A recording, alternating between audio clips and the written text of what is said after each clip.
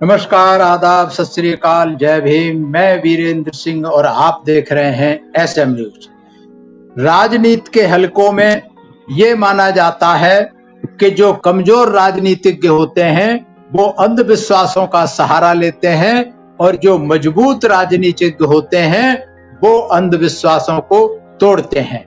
जी हाँ, ऐसा ही कुछ किया बहन कुमारी मायावती ने।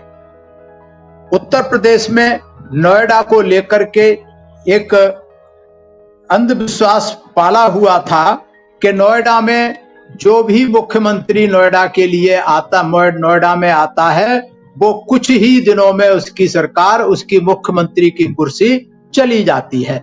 ऐसा 13 साल तक नोएडा में ये अंधविश्वास पलता रहा और किसी मुख्यमंत्री की हिम्मत नहीं हुई कि वो जो था दोबारा उत्तर प्रदेश में आए। और 1994 के बाद किसी की हिम्मत नहीं पड़ी थी कि उत्तर प्रदेश का कोई मंत्री नोएडा में आए। तो राजनीति की किताबों में जो कहते हैं कि बहुमत की बहुत सारी खूबियां गिनाई जाती हैं, तो उत्तर प्रदेश की मुख्यमंत्री मायावती ने जब नोएडा पहुंची तो उन्होंने राजनीतिक स्थायित्व की खूबियों की इस फेरिस्त में एक नया अध्याय जोड़ दिया। क्या नया अध्याय जोड़ दिया कि जो अंधविश्वास चला रहा था उस अंधविश्वास को तोड़ दिया बहन कुमारी मायावती ने। वहां जाकर के इतनी हिम्मत दिखाई और यहां तक कि पहले के जो मुख्यमंत्री थे नोएडा की किन्हीं परियोजनाओं का जो उद्घाटन करते थे वो या तो गाजियाबाद से करते थे या लखनऊ में बैठ करके ही कर दिया करते थे। नोएडा में सबको मालूम है एक बहुत भयंकर निठारी कांड हुआ था। निठारी कांड के समय भी कोई मुख्यमंत्री वहां का दौरा करने नहीं आया था, लेकिन इसके बावजूद भी कई सारे मुख्यमंत्रियों की कुर्सी चली गई। जो नोएडा दौरे पर नहीं आए फिर भी उनकी कुर्सी चली गई। तो नोएडा को बदकिस्मती मानने वाले इन बहुत सारे मुख्यमंत्रियों की सरकारें या तो सहयोगी दलों के रहमो करम पर टिकी थी या फिर आला कमान की मेहरबानी पर।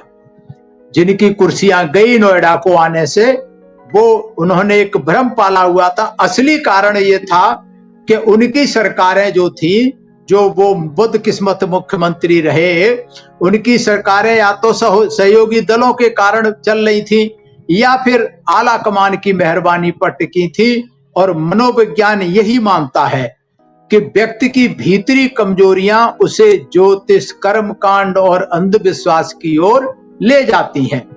जैसे जैसे सत्ता का जुगाड़ कर लेने वाले राजनीतिक भी इसी श्रेणी में आते हैं और जब वो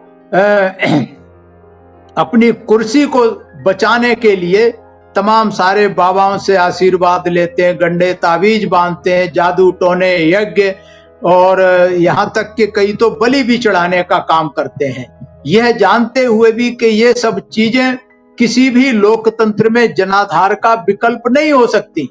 ये सबको पता है कि वोट जो है इनसे नहीं मिलता, जनाधार का विकल्प नहीं बन सकती, लेकिन फिर भी बहुत सारे राजनीतिज्ञ इसी के आश्रय होते हैं। इसी के चलते अंधविश्वास हमारे देश की राजनीति का स्थायी भाव बन चुका है। ये सिर्फ उत्तर प्रदेश की बात नहीं है, ये सभी प्रदेशों का हाल है, पूरे देश का हाल है। चाहे मुख्यमंत्री हो, चाहे प्रधानमंत्री, चाहे मंत्री, सभी का यही हाल है। सभी अंधविश्वासों के सहारे अपनी कुर्सी बचाने की जुगाड़ तुगाड़ करते रहते हैं।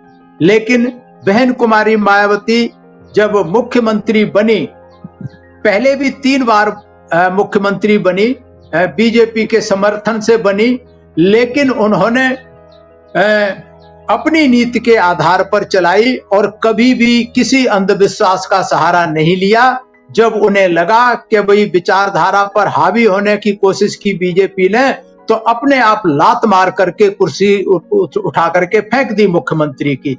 तो ये जो काम किया और ये बहन कुमारी मायावती ने फिर ये बताया अपने सरकार बनाने की, अपनी सरकार बनाने की, और अपनी नीति से बनाई सरकार, उन्हें जनाधार के लिए किसी विकल्प की जरूरत नहीं है।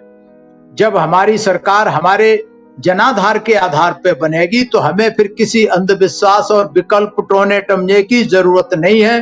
राजनीतिक स्थायित्व अगर किसी को समाज की गलत धारणाओं और उसके अंधविश्वास को टकराने और उन्हें तोड़ने की कोशिश का साहस और आत्मविश्वास देता है तो इसका स्वागत किया जाना चाहिए। मायावती ने सिर्फ यही किया। यह साबित किया मायावती ने कि लोकतंत्र में आखिर राजनीति ही जीतती है, अंधविश्वास की कोई जगह नहीं होती। ऐसा मैं नहीं कह रहा, ये देश के सामने है, दुनिया के सामने है। और इसी कारण देश के मीडिया ने तो जो कहा वो कहा, बाहर की जो विदेशी मीडिया ने भी, कल हमने बताया था कि अमेरिका की न्यूज वीक ने, जो प्रतिष्ठित पत्रिका है पूरी दुनिया की, उसने मायावती को इन्हीं सब कारणों के कारण दुनिया की 8 शक्तिशाली महिलाओं में शामिल किया था। इन्हीं सब कारणों से जो मायावती ने सख्त फैसले किए, जिस हिसाब से कानून व्यवस्था का राज उत्तर प्रदेश में चलाया। ये तो एब्सोल्यूट मेजॉरिटी की सरकार, लेकिन 3 बार जब बीजेपी के समर्थन से भी चली तभी भी किसी की परवाह नहीं की। सरकार अपने हिसाब से चलाई, अपने एजेंडा के हिसाब से चलाई, समता मूलक समाज के एजेंडा के हिसाब से चलाई, सर्वजन हिताय सर्वजन सुखाय के एजेंडे के हिसाब से चलाई। लेकिन अपनी विचारधारा से बहुजन समाज पार्टी ने कभी समझौता नहीं किया।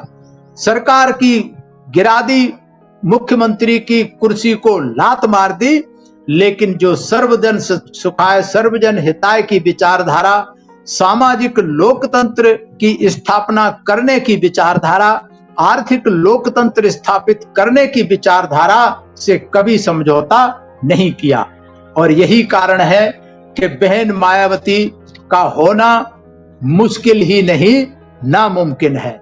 और इसीलिए दुनिया के लोग बहन कुमारी मायावती को आयरन लेडी के नाम से जानते हैं, जिसने हमेशा धारा के विपरीत काम किया है।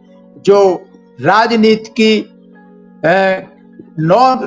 की जो क्या कहने चाहिए सिस्टम है, राजनीति की जो तौर तरीके चले आ रहे हैं, उन तौर तरीकों को धता बताते हुए अपना रास्ता बनाया, अपनी राजनीति बनाई, अपनी दिशा तैयार की, अपनी दशा बनाई। और उत्तर प्रदेश में 4 बार तो मुख्यमंत्री बन चुकी हैं और 5वीं बार मुख्यमंत्री बनने का पूरा आसार उत्तर प्रदेश में नजर आ रहे हैं। ये मैं नहीं कह रहा, ये सारा सोशल मीडिया पर आपको देखेंगे।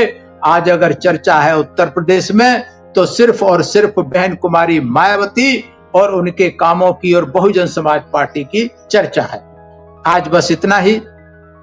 आपको अगर ये वीडियो पसंद आया है तो इसे ज्यादा से ज्यादा शेयर करें, लाइक करें और कमेंट्स के द्वारा आप अपनी सहमति असहमति अवश्य हमें बताएं। सभी का मैं आभार करता हूं, सभी मेरा प्रणाम स्वीकार।